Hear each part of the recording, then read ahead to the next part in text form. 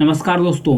भारत के सेना प्रमुख, पूर्व सेना प्रमुख जिनका नाम है मनोज मुकुंद नरवणे, इनके द्वारा कहा गया कि 16 जून को चाइना कभी भी नहीं भूल पाएगा अपने लाइफ में।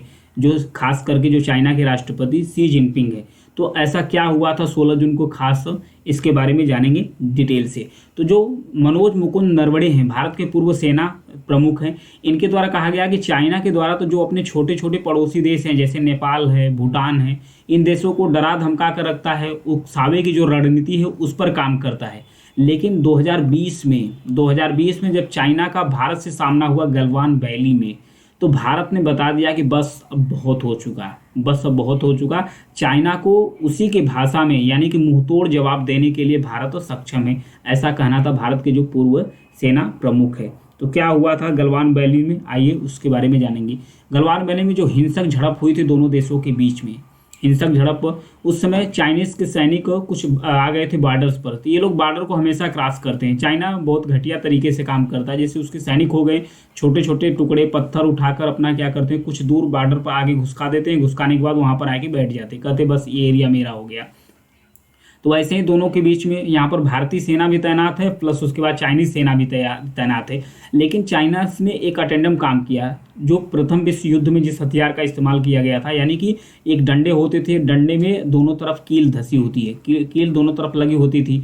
तो एक साइन हुई थी, सील, मतलब कि दोनों के देशों के बीच समझौता हुआ कि हथियार का इस्तेमाल नहीं किया जाएगा दोनों देशों के बीच।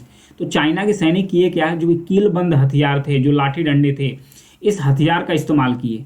तो इससे हुआ क्या, तो इस हथियार से इस्तेमाल किए तो भारत के जो 20 सैनिक हैं, 20 सैनिक मारे गए, उसमें कैप्टन संतोष बाबू भी थे। 20 सैनिक भारत के मारे गए। बदले में भारत भी अपना इस्तेमाल किया, भारत भी इसके चाइना के साथ झड़प हुई। तो अमेरिका की जो एजेंसी है, अमेरिका की न्यूज एजेंसी है, उसके द्वारा बताया गया कि चाइना के लगभग 35 से ज़्यादा सैनिक मारे गए। हालांकि चाइना इस संख्या को अपना पब्लिक में नहीं लाता है, क्योंकि चाइना अपनी बेइज्जती पूरे वर्ल्ड लेवल पर नहीं करता, क्योंकि चाइना का हमेशा किसी न किसी देश से क्लैश लगा ही रहता है। तो चाइना ने तो इस चीज़ को एक्सेप्ट नहीं करा, और उसने चाइना ये भी कहा कि भारत को ये बढ़ा चढ़ाकर बताना नहीं चाहिए। तो इसी को लेकर जो भारत के पूर्व सेनाध्यक्ष हैं मनोज मुकुंद नरवणे, उनके द्वारा कहा कि चाइना के लिए अब दो हाथ करने के लिए भारत तैयार है। भारत ये दिखा भी दिया कि भारत जो 16 जून को गलवान वैली में हुआ था जो घटना, भारत ने जो चाइना के साथ किया, भारत इसको कभी भी नहीं भूल पाएगा। इसलिए भी नहीं भूल पाएगा, जो शी जिनपिंग हैं उनका जन्मदिन भी था, 16 जून के इनका जन्मदिन भी पड़ता है, तो जन्मदिन की वजह से भी खास तरीके से नहीं भूल पाएंगे। तो आइए गलवान वैली को देखते हैं। यहाँ पर देखिए, जो गलवान वैली यहाँ पर है, ये अक्साई चीन है, जो इंडिया का ही हिस्सा है, लेकिन चाइना द्वारा एडमिनिस्टर किया जाता है, यानी चाइना द्वारा इसे कब्जा कर लिया गया था 62 के युद्ध में। ये सियाचिन ग्लेशियर है, फिलहाल ये भारत के कब्जे में है। ये सक्षम वैली है, ये सक्षम वैली है, ये इस पर चाइना का ही कब्जा है, लेकिन चाइना ने पाकिस्तान ने साइन कर दिया है। पाकिस्तान ने कहा कि चलो मैं अपनी तरफ से दे रहा हूँ, हालांकि पाकिस्तान के कब्जे में था भी नहीं, लेकिन फिर भी पाकिस्तान ने इसे साइन कर दिया है चाइना को, तो कि चाइना ले ले अपने हिसाब से, ये भी भारत का ही एरिया है। तो ये गलवान वैली है, यहीं पर दोनों चेक पॉइंट्स पर, दोनों ही देश के यहीं पर से गुजरती है लाइन ऑफ एक्चुअल कंट्रोल, खींची गई है लाइन।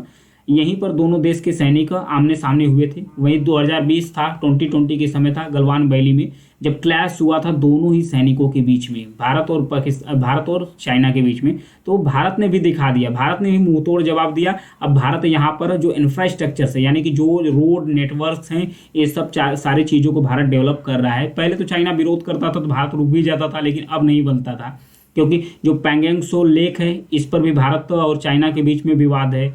फिर हार्ट स्प्रिंग है, गलवान वैली है, इन सब सारे एरिया पर भारत और चाइना के बीच में विवाद है। अभी भी यहाँ पर सैनिक मतलब तैनात हुए हैं, डिप्लॉय किए गए हैं, चाइना की तरफ से भी, भारत की तरफ से भी। लेकिन भारत अब तो पूरी तरीके से सक्षम है। तो इसीलिए जो भारत के पूर्व सेना प्रमुख हैं मनोज मुकुंद नरवणे, उनके द्वारा कहा गया कि चाइना इस चीज़ को तो अब कभी भी नहीं भूल पाएगा। चाइना बस छोटे देशों को भी हड़का सकता है, जैसे नेपाल हो गया, भूटान हो गया। चाइना उन लोगों को कर्ज देता है, कर्ज में भी फंसा लेता है, प्लस उसके बाद डराता धमकाता भी रहता है, सैनिक भी भेज देता है कभी उन लोगों के बॉर्डर पर, तो सैनिक से भी हड़काता जाता है चाइना। मतलब कई तरीके से हड़का के रखता है चाइना। लेकिन भारत ने जिस तरीके से चाइना को जवाब दिया है, खासकर 16 जून 2020 में, उस समय जो चीन के राष्ट्रपति शी जिनपिंग, उनका बर्थडे भी था, मतलब जन्मदिन भी था, इसलिए वजह से चाइना और भी इसे नहीं भूल पाएगा। तो ये था इससे रिलेटेड न्यूज। Thank you.